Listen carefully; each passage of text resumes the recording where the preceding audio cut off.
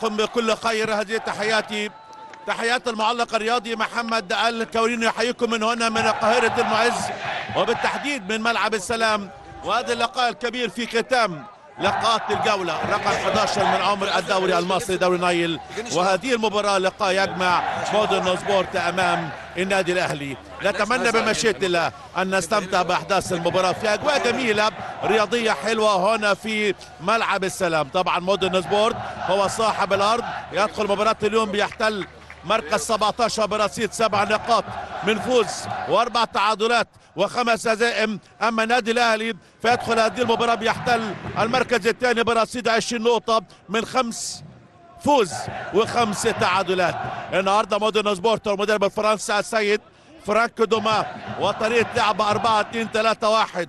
محمود جنش حارس مرمى، باك يمين محمد دسوقي، باك شمال جوزيف جوناثان، الديل قلبي دفاع علي الفيل ومحمود رزق، الديل على الدايره غنام محمد، علي زعزع على الطرف اليمين، محمد هلال على الطرف الشمال، محمد اميسي. والنهارده راسال حربه كل من ارنو ديبا وبجوره الهداف الكبير حسام حسن صاحب القميص رقم 9. اما النادي الاهلي وطريقه لعب 4-2-3-1.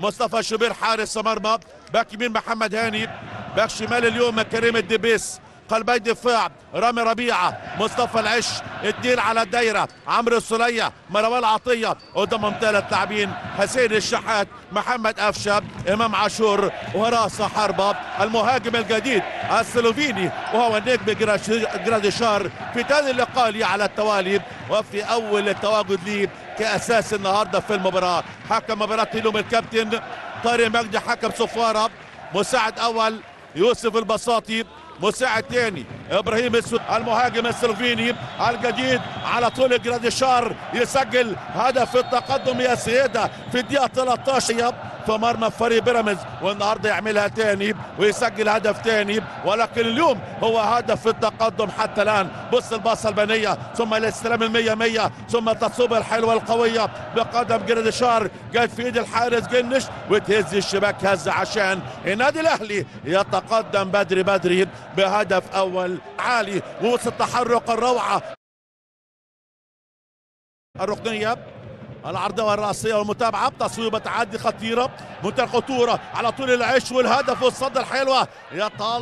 يتألق جنش ويمنع الهدف الثاني لصالح النادي. وامان على مرمى محمود جنش. ادي العاده، بص البصه الحلوه، البصه البنيه روعه الروعه، بساطه جميله.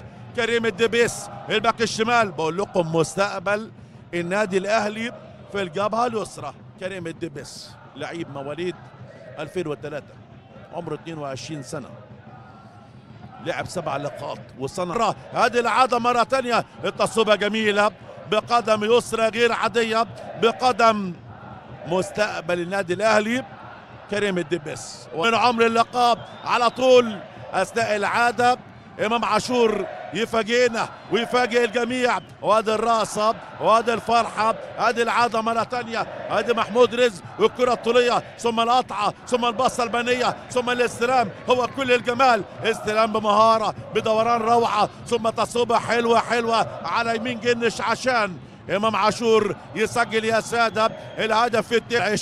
العش عاوز يعدي، العش بيلعب بالنار، العش جابوها قطعوها خطيره، حسام بتصويبه ولكن بامتياز يتألق ربيعه، لسه في خطوره حسام ولكن الدفاع القوي منتهى الخطوره، سنده حلوه على الطرف اليمين على طول محمود شعبان بعرضيه ولكن دفاع.